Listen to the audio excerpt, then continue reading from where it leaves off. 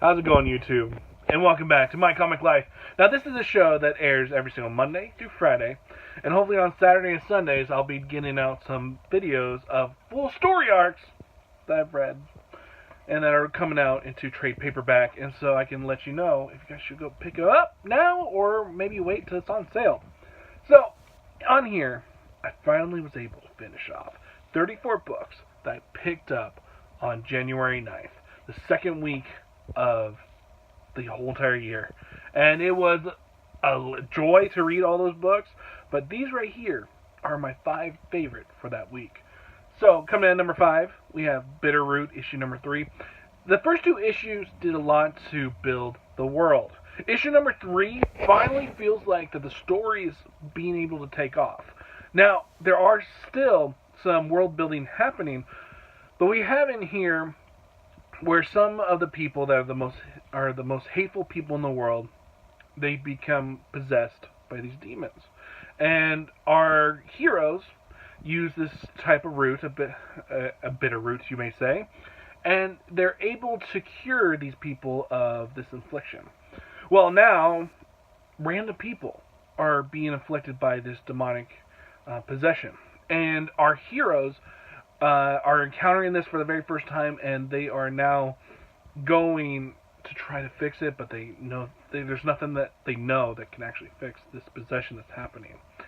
It's a really fun book.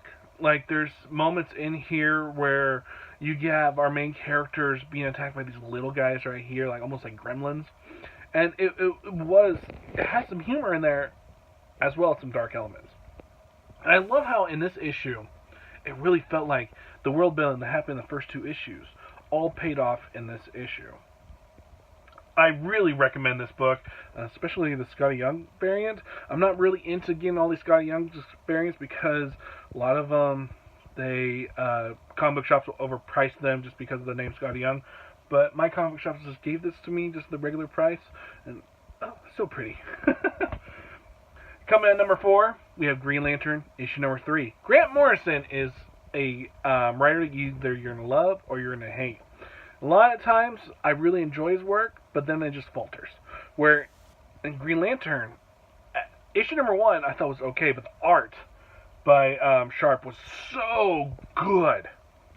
And then issue number 2, and I could finally feel that this is just a police procedural for Grant Morrison, and he's like, how can I take this intergalactic space cop and put him in these really cool situations? And in here we have the Earth is being auctioned off, and this godlike alien has purchased Earth. And it's so freaking good. The art is just glorious. And you have in here Hal doing his best, and he's basically telling God, you're under arrest. You know, like, who thinks of this type of stuff? It is so much fun. Like, every single month, you get all these little comics, and this is not a little comic, but you get these comics that feel like there's so much passion involved, from the writer to the artist to the inkers, that this book feels like Grant Morrison is hitting on all cylinders, and it feels so good. I don't know what the overarching story actually is, and if there actually is one, but for now, the Green Lantern is really good. Like, really good. It's criminal on how good it is. Oh, did I just do that pun? Oh, I did. But Criminal, issue number 1 by Ed Brubaker and Sean Phillips. I have not read any of the previous Criminal stories, but from what I read here, you didn't really have to know anything. It was so new reader friendly, which I was, and I was so pleasantly surprised by it. There was a lot of moments in here where you're just reading, and you have this, like, at the beginning, this kid who's going and trying to steal this necklace from this old guy, and the banter between them back and forth when he gets caught, and how he tries to pretend to be this old guy's grandkid. It was really good, and the whole entire outcome of this book makes me want to go and check out all these characters in the previous stories that they've been in, and just how great this book was just for a new reader. So I was actually really afraid. I was like, I'm going to give this book a chance, because, you know, with Image, a lot of them, a lot of new number ones, I always have to try out. And I knew that this wasn't. I knew that there was other criminal books, and it makes me intrigued to see what happened before. But I'm really intrigued to see how this father, who his son is the one who stole this necklace, and he stole it from a guy that you don't want to mess with, and how he is trying to get the money back to the mob family and pay off some. He wants to pay off the pain and suffering from what this old guy suffered. And so he's like, if I don't do this, my son's gonna be dead. And yes, he did beat the shit out of him after he found out he did this terrible deed. But man, this book has so much to it, so much depth, and just the artwork. And I hear that there's a new inker on. I heard Sleeper Reader talk about it, and I'm intrigued because I really like the inking in this book. The inking was really well done. So I'm intrigued to see what it looked like beforehand, and if this new inker is just kind of trying to just copy what the previous inker did, just to make a cohesive between each and every different volume. So I'm intrigued to go back and look. All right, Batman issue number 62 is my second pick of the week. Now, if you would have told me that this would have been number 2, I would have been like, nope, just going in, because Tom King is such a hit and miss writer.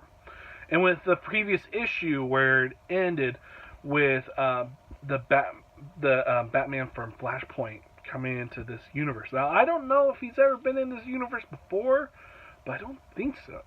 But Thomas Wayne has come, and Bruce is like, what? And I was like, what?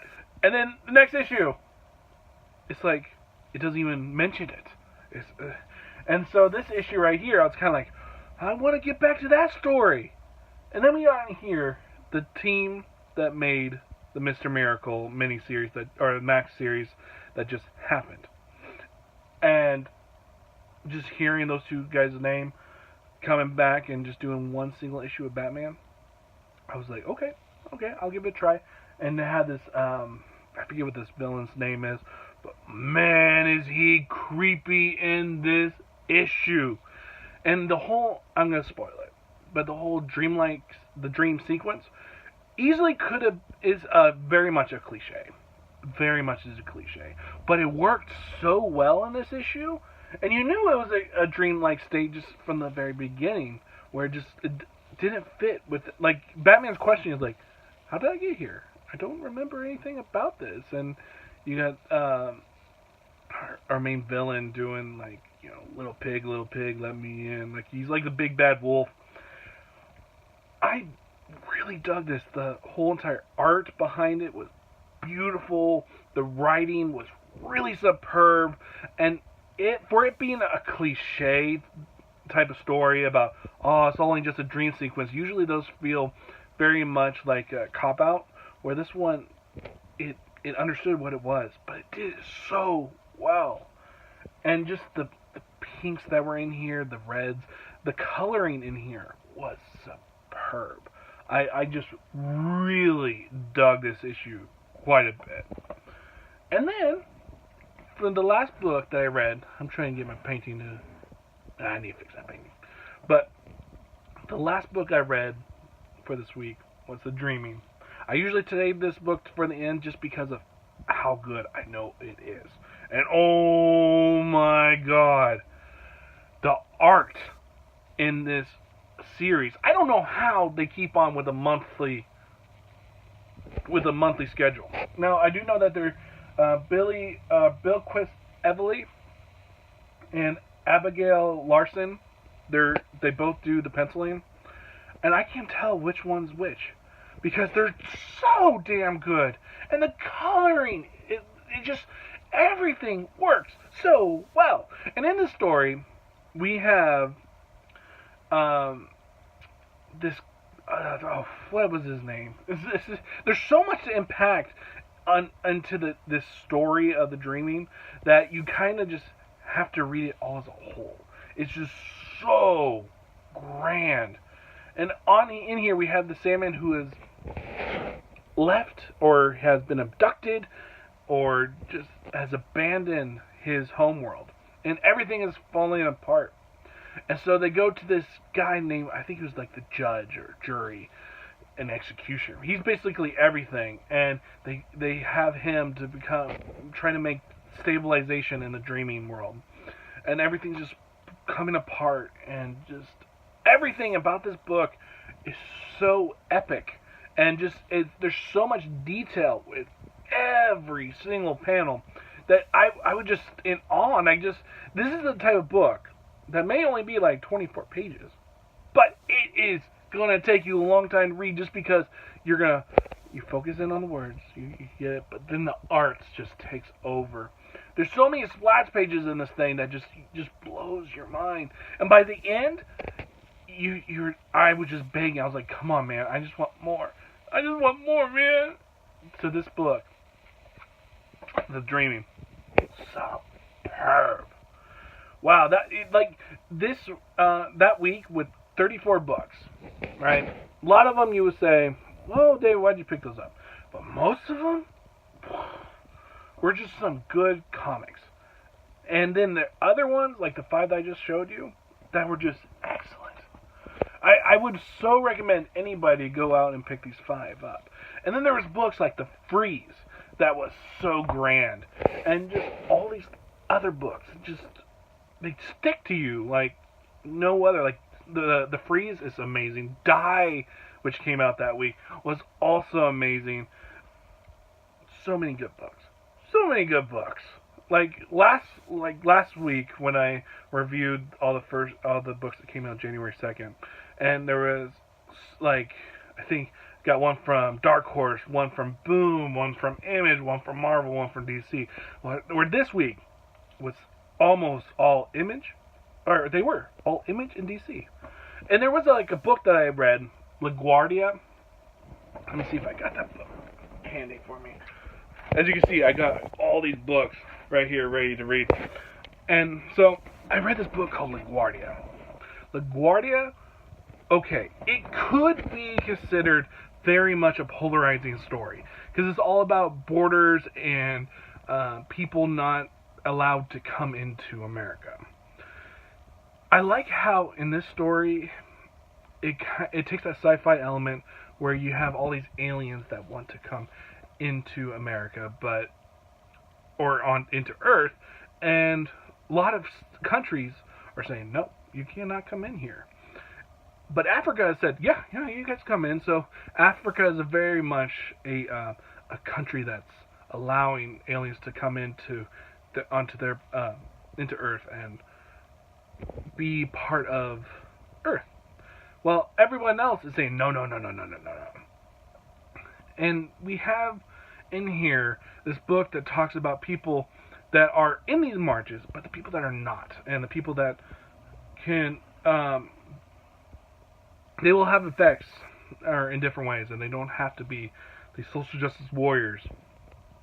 And this book has a lot of deep subject matters that it talks about, and it does it in a way that doesn't insult anybody on the right or anybody on the left. It feels very much like a writer that has a message that she or he want to get out, and it's done very well. So I'm interested to see where that story goes, especially because it doesn't feel like it's saying that one side's bad or one side's wrong and one side's right. So that was me reading the whole week's worth of comics in just a couple days. I finally got 2 days off, and it just felt really nice to get done with those. And then I have a whole other stack. I think this time, besides it being 34 books like it was this week, I have this current week's books before tomorrow, where tomorrow we got a whole new batch, but I'm not going to go to the comic book store because I got to go to work. So when I have another day off, I'll go over there. I have a whole nother batch of 20 comics to read. I'm really excited to get into it.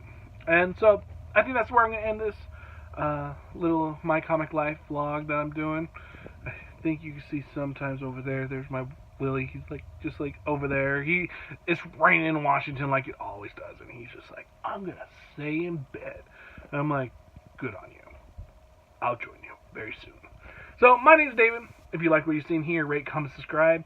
I do. If you got any questions for me that you want answered, I'll answer it in the next video. So leave the comment below, and I'll see you guys next time on My Comic Life. See ya.